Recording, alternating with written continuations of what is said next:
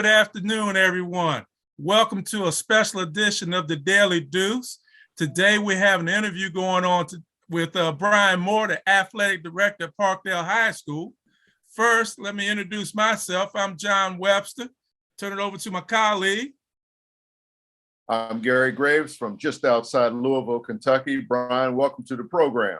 Appreciate it. Thank you all for having me on. And we would be remiss if we didn't say hello to the traffic cop, the producer, John Pitt. Hey, we're gonna roll this week, man. 2 back-to-back shows. Welcome, Brian. Welcome. Appreciate it. Thanks a lot. Thanks for having me on. Brian Moore, thank you so much for coming on today, my friend. This is an absolute treat. We are looking forward to a great, fun time. Thank you. Absolutely. Let's get on with it. How you been doing? I've been doing well. Like I said, I just finished our end of the season banquet after a long and grueling year, and it was an outstanding success. I couldn't be more happier, with the turnout that we had last night. The kids were dressed up. It was great to see them, in their dress-up clothes, other than their uniform clothes that they wear every day. Everyone was there. They were upbeat. They were jovial. Their parents were there. All the coaches were there, and they were dressed up. I'm seeing them in other attire other than their coaching gear. So we had a good time, and we were in there for about 2 hours. Never mind the heat in the gym, because that's where we had it this time. So shout out to everybody that came. And then we went up to the cafeteria and had a great dinner prepared by our culinary team at Parkdale High School. And everybody ate well, and it was a great fellowship time. So yeah, that is great. I'm on cloud 9 right now. You should be. That sounds like a wonderful program. And the menu, you told me you had some lasagna and some French bread. Yeah. Let me tell you, the culinary team outdid themselves. They did lasagna. They did French bread with some special sauce on the bread. They did some salad, and then they did brownies and 3 types of cookies with all kind of swirls on it. And so everybody walked out of there about 5-10 pounds heavier.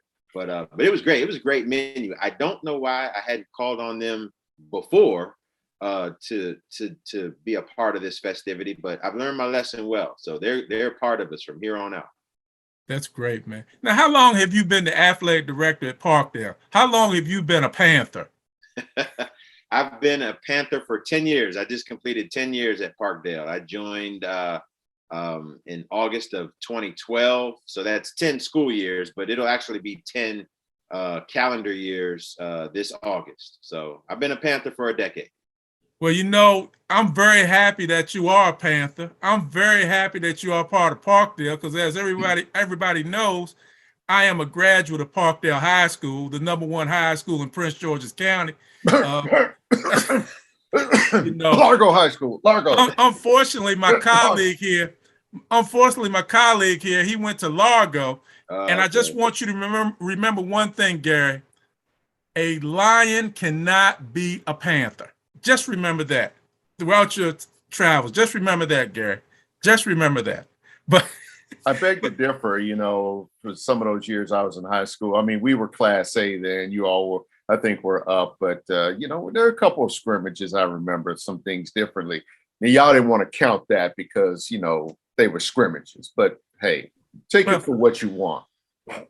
I digress. I will bring it back now. Please to Brian, digress. And we'll talk about Parkdale. This is not about you, John. Hey, Brian, let me ask you this, man. Sure. The last 2 years, we've been dealing with this thing called COVID, Right. which has been a crazy, crazy situation and still going on. Right. How did that affect you with your planning and execution for athletics, trying to get through this COVID situation? Did it affect you with planning? Did it affect you with the players? Talk to me about it. Yeah, I mean, I got a story to tell with the COVID piece, because I think, the whole COVID pandemic really did a bad number on athletics. And the reason why I say that is because, the rosters dwindled, from say 100% down to 30% participation.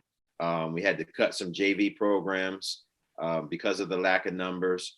I'll say that, because of the fear and the unknown of COVID, a lot of parents were apprehensive about letting their child play sports. So we had to really go above and beyond ourselves to show that we were really taking precautions, that we were wiping down, spraying, and masks and sanitizing everything. And it was just something that I'll never forget, because how strange is it for the volleyball team, when they're out there practicing and serving balls, that you got to have a whole set of practice balls ready, because once they're finished with those balls, we had to spray those balls down and wipe them up and send in another set.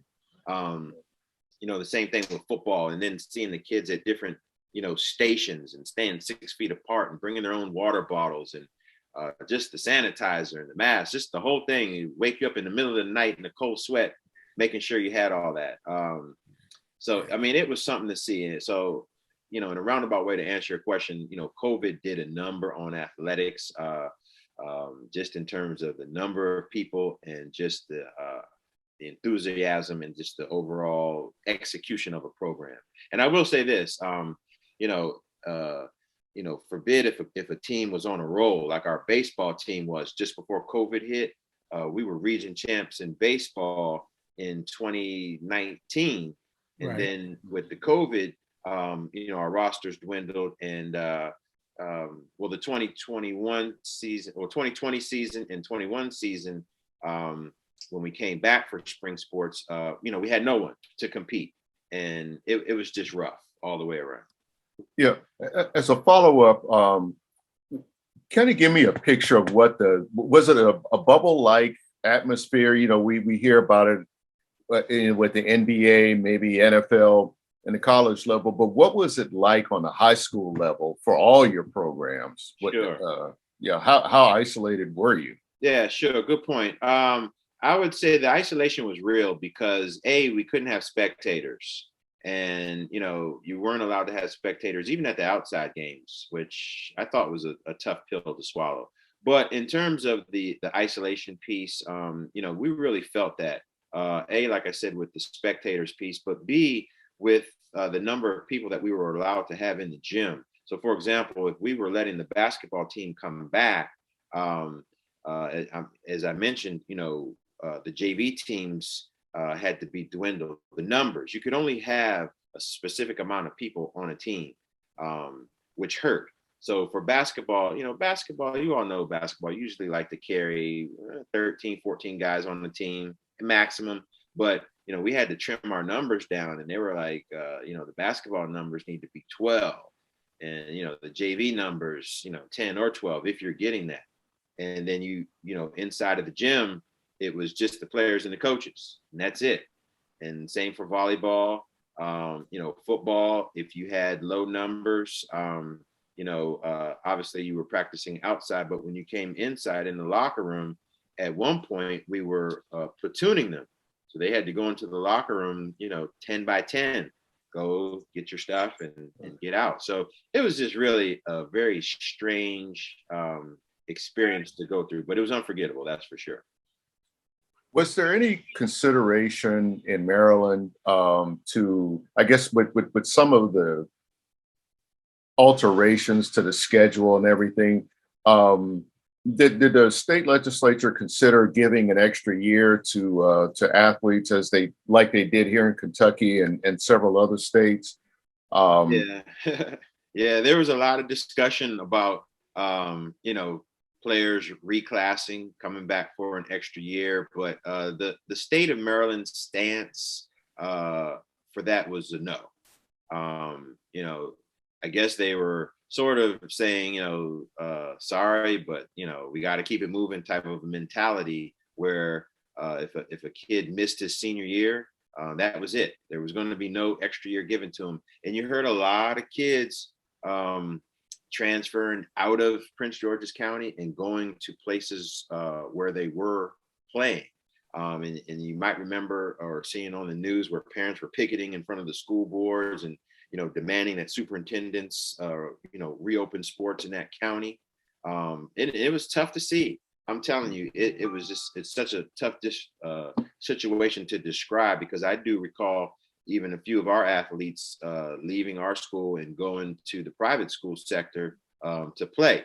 And then lo and behold, they didn't even get to finish their season because a lot of schools in the MIAA could only last maybe 3 games before COVID just overtook them and they had to shut it down. So very unique, but Maryland's stance was no.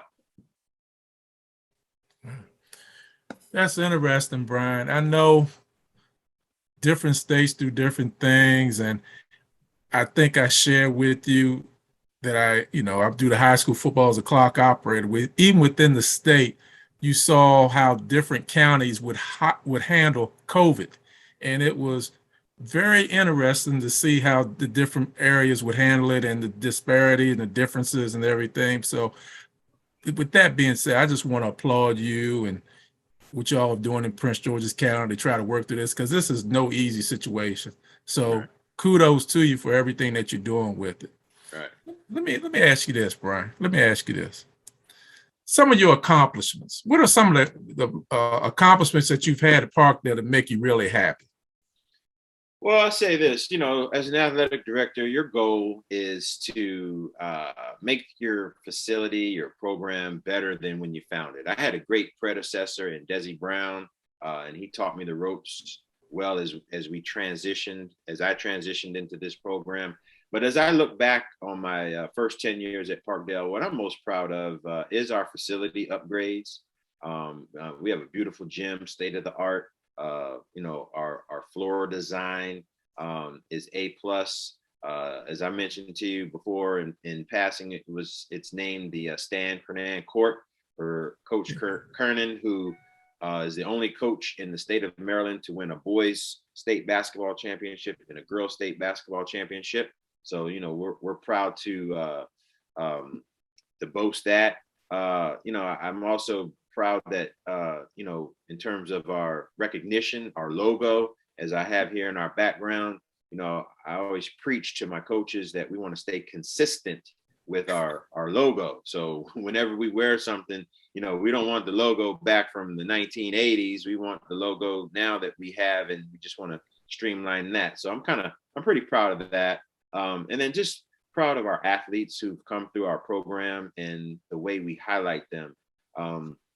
Love to have you all come out one time because you can see our athletic wing where we highlight all 20 of our sport programs on one side of our wall, and on the other side of our wall, we have what's called a Where Are They Now program. So all the athletes who moved on to college, they are on the board in a 24x36 poster representing the college that they are a part of. So I'm proud of that as well. Just as well as the little successes, that our kids have. That's just good to see, and it makes me proud as an AD. Well, let me just say this, and you're a very humble guy. I've known that over the years. You're very humble. So let me put it out there for you. You had a soccer program this year that was off the chain, did a great job. You had a girls basketball team that was it regional finals. Unbelievable. And I think they were 18-4 this year, if I'm not mistaken. Correct. And you had a girls softball team that went a long way and lost a nail biter, Gary. 27-25, they lost to Bladensburg. I mean, Brian's being humble. He's building a really good program over here. Really good, man. Talk a little bit about that and other ones you got over there, Brian. Let me say this. The soccer program, I'm really proud of them because we had a transition in coach in the soccer program. And while the coach that I hired had a little bit of trouble getting his paperwork in, he was not able to join the team until September the 13th. So our girls soccer team had no coach all summer. All right. The girls were out there by themselves and their coach couldn't physically be with them until September the 13th. Their first game was September the 15th. And don't you know that first game they won 3-0 over Duval. And then as the season went on, they ended up being regional champs, winning 3-2 in double overtime over Laurel. So I couldn't be prouder of them. And you mentioned our girls basketball program, and I use the word program because that to me signifies not just a team that's, up one year, down the next. It's a program. It's got some sustainability in their success. And once again, they're region champs. Again, second year in a row that they've been region champs. So, very proud of that program. And the thing about them is they're young.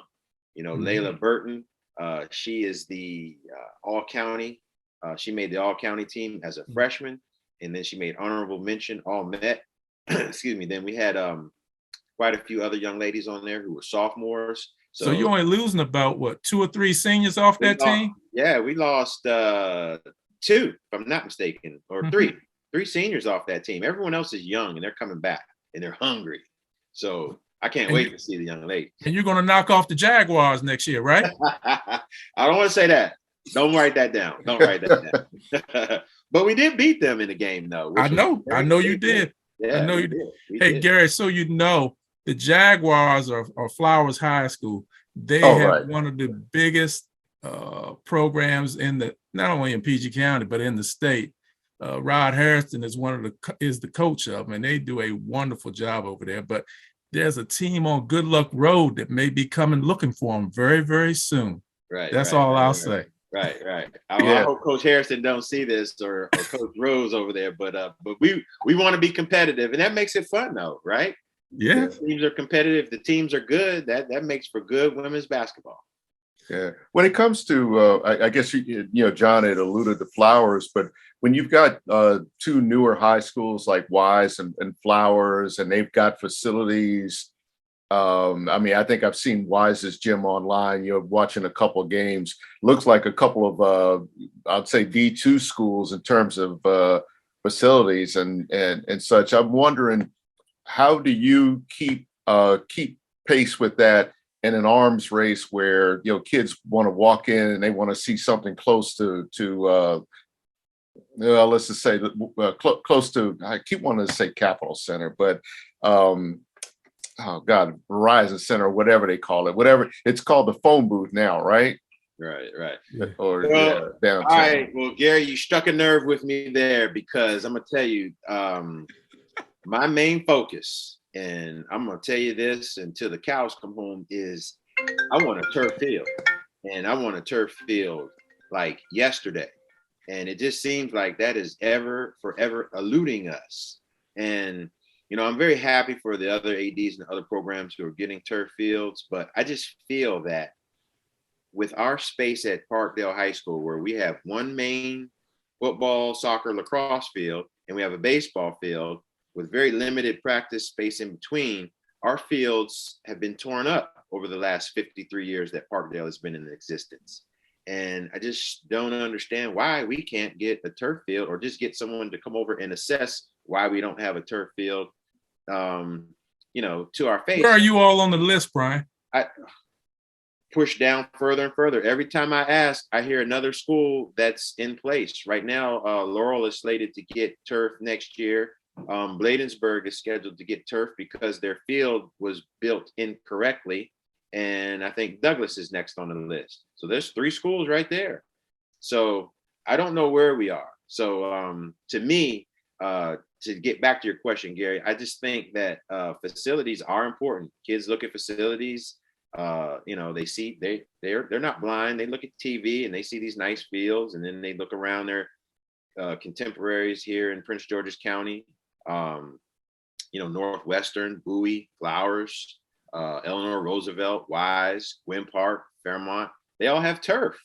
So they're like, why do we have to go down on our field, which looks kind of beat up, when these other schools have turf? And then let me just add this. What's happening is, my coaches are coming to me towards the end of the year when the field is beat up, and they're asking, can we go play on such and such field, which takes away our home field advantage.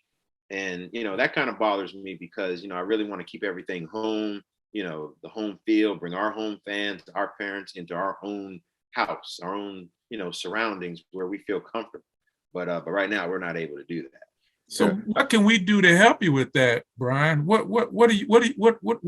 can we do? Come up with that cash, man. Yeah, well, cash, I guess cash always helps. To put a dollar figure on it, I think turf costs $1 million. And obviously if you get the turf, you want lights, and I think they're about 200,000. So you're talking about 1.2, 1.3 for a renovation like that. Are there phone numbers that we should be banging on? Well, I think that's a great question, because that eludes me too. I mean, I don't know if we talked to the Maryland General Assembly in Annapolis. I don't know if we talked to the Prince George's County School Board. I don't know who decides it. It seems like it's a secret list, and then the names that are next on the list kind of trickle out. But we've done campaigns at Parkdale where we've taken pictures and sent in articles and affidavits of injuries and things like that. So we've done our part, but I just don't know when this will happen. But I'll tell you, when it does, I'll be the first one clicking my heels, because we definitely deserve turf at our facility. We may need to have a conversation offline, Brian, because I want to see whatever we can do to support you. Right. I want to make sure that we're supportive of it, because you are a Panther first and foremost. Sure. So, and you're also a friend.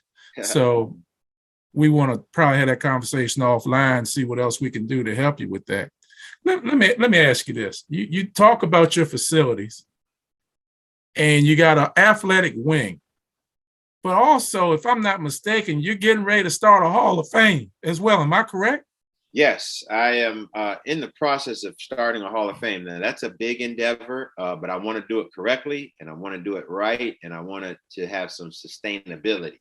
Meaning, 30 years from now, when someone else is the athletic director, will everything be in place where it can just follow and go along? So there's a lot to it. There's a large process, forming committees, putting the idea out there, getting everyone involved. But what I want to do is get it done sooner rather than later, because right now Parkdale is 53 years old. And wow. As the decades move on, some names are forgotten. And we don't want to do that. But right now, a lot of the people from that first class of Parkdale, which would have been, I believe, you can correct me, John, like I think 71 or 72 was the first graduating 71. class. Yeah. A lot of those alum, they still come back, but the athletes that participated during the era of the 70s, we just want to make sure they're recognized, and then we can, get into the 80s. It's 7 o'clock. And on like that. So to answer your question, yes, we're working on that. And my goal is to have the committee in place and ready to go for meeting 1 by September. And then the process to do it, may run from September to May of 2023. But that would be fine, as long something is better than nothing. But as I mentioned, I just want to do it right. Well, you mentioned one guy earlier, and I think that's a fine thing that you're doing with Mr. Kernan, and you're naming the court after him. And he's a coach in the state. He won 2 boys championships and 2 girls championships. And like you said, nobody else can match what Mr. Stan Kernan has done. And also, he's one of the 50 greatest basketball players in the Washington metropolitan area of all times. Played on a great team at McKinley Tech. So yeah. you got a good one right there, man. Yeah. You got a real good one right there. Absolutely. Let me ask you this, man. Let's talk about you some more. Your season's winding down now. What are you going to do this summer, man? What are you going to do? How are you going to enjoy yourself? Well, I want to, everyone around me is playing golf. So I said to myself, well, I need to take a couple golf lessons before I go out there and start hacking away at some balls. But I want to just take a leisurely summer and play golf. That's it. Sit back and the school, the AD work will take care of itself, getting ready, getting the paperwork ready and all that. But I just want to take a few weeks off to relax and play a little golf. My family, they sacrifice all year when I'm doing my athletic director stuff, but being able to take a vacation with my family is priceless. So I think I want to, try and do that as well. But just relax and have fun before we get back at it again August 10th. Wow. And that's going to be right around the corner before you know it. Yeah. You have a favorite course? Well, I'm a novice, so I live here in Beltsville, so Gunpowder course over there on Gunpowder Road is just one that I just try and practice on. But friends take me out to a few courses around the area, but I just want to feel confident when I go out there. That's why I want to take a lesson so I don't embarrass myself. Well, Brian, you just mentioned you living in Beltsville, so you still have those High Point roots in you, huh? I pass High Point every day. Yes, sir. I loved High Point. High Point, was where I had my beginnings. Transferred into to High Point as a 10th grader from St. John's. And my only regret, though, from High Point was that I didn't play multiple sports. The legendary coach, John Boyd, he had us focusing on football only. And, which I had a great time playing, and it really helped, prepare me for my future and sent me on to West Virginia. But while I was in high school, if I knew then what I know now, I would have really enjoyed playing multiple sports. But yeah, High Point is in my blood. I always root for them, except when they play Parkdale. Well, as long as you root for Parkdale every other game, I can't be mad at you, Brian. Right, there you go. and you mentioned West Virginia. You played football at West Virginia for the legendary Don Nealon, right? I did. Well, after I graduated from High Point, I went to Valley Forge Military Academy for the year. It was a prep school. I was a young graduate. Nowadays, I have a late birthday. So nowadays they don't let kids start school when they're 4. They have to wait till they're 5. So, but when I went, I was 4 years old and I was always the youngest kid in my class. So when I graduated, I was a freshly minted 17-year-old. So my parents felt I needed another year of maturity before I went to college. So I went from High Point to Valley Forge. And that's actually where West Virginia came into play for me. I had several schools for which to choose from. And when I went on my visit, I fell in love with West Virginia, the scenery, the coach, the community, all of that. And I had a great time playing for the Mountaineers. Got a bowl ring out of the deal and some lifetime friends. So yeah, the Mountaineers are near and dear to me. The only thing that I'm upset about with my Mountaineers is that they're in the Big 12. I have no earthly idea why they stuck Mountaineers way out west somewhere where the nearest opponent is 900 miles away in Iowa State. Makes no sense. But what do I know? I don't make the rules. I'm with you, Brian. I'm totally with you. Me too. But as Gary said earlier, it's this. That's why they did it. It's that. West Virginia is near and dear to my heart too. I mean, that's where a lot of my family's from. And when I came out of high school, Bobby Bowden was coach there, and I wanted to play for Bobby Bowden. I mean, I loved Morgantown, but then he got fired, and then that's when, well, I'm not gonna say I ended up in Maryland, but that's that pretty much killed that, because that's all my family used to talk about was coming out there. Yeah, there's nothing in West Virginia but the Mountaineers. They're the only show in town, basically. And just the proximity to the DC area. We're 3 hours away. You're an hour away from Pittsburgh. A lot of friends were on the Ohio side in the western border. So, a lot to do. And I just think the scenery is beautiful.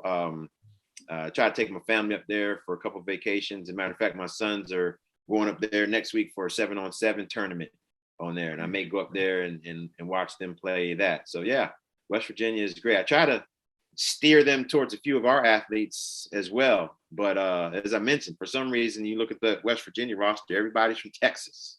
So I guess we got to keep them happy. So. Hey, Brian, let me ask you this question. Let me ask you this. You got a kid, he's coming to you. He wants to be a student athlete at Parkdale. What do you say to him or her? What do you say?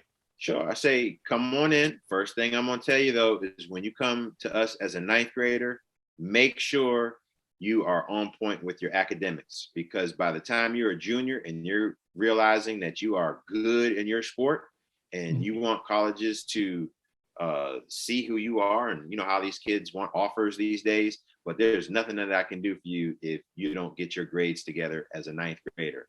And I would tell them, him or her, that being in high school is the time of your life, and it's an opportunity like a gold nugget in your hand. You can be anything that you want to be, and we have enough sports that if you want to be a student athlete, you can participate in that sport and take it for all you can. But that's just the one thing that I always feel like I need to impress upon a student athlete is that 9th grade year, you have got to just sacrifice and get the best grades that you can get, because you will thank us for it down the road. That's my message, because a lot of kids can play. I mean, you should see our hallways. They're full of kids, 6'3", 225 pounds. But when you ask them what their grades are, they're not good enough to get where they could have been. So that's the one thing that I would say. The world is your oyster, but we got to get those grades right. I would harp on that. Well, I tell you, I always say this, Brian. This is one fast-moving half hour. It is. I wish we could keep going. This has been great, man. Thank you so much for being a part of this today. Brian Moore, the athletic director at Parkdale, the best athletic director I know. But let me tell you something. He's an even better person, and he's my friend. Garrett, take us home. Well, Brian, it's been a pleasure, finding out a little bit about you and everything. I will say that when I was in high school, we used to love going to track meets over there, just like looking down that hill, coming down that hill, looking down. It was just a great place to watch football, watch track meets and stuff. And I just can't wait to get back there and see what that field will look like when you put turf on it. Yeah, I appreciate that. Well, I would just like to say likewise, I appreciate you, John. I appreciate you, Gary, for having me on. It's a pleasure getting our story out. John and I, you're modest too, John. I think we go back maybe 25 years. I first met you coming out of college. So I appreciate the opportunity that you're giving me and to get our Parkdale story out there. And I just hope that your viewers can get a better perspective of who we are over at Parkdale. Hey, Brian, I'll just tell you this. Parkdale born and bred, Parkdale to the day I'm dead. Just always remember that. Largo don't have a saying like that, Gary. Go ahead, take us home. No, ours is just win, baby. Hey, Brian, come back and see us, man. We really, really appreciate it. And for those watching, come back, see us next Monday. One of these days, we'll probably have another guest on.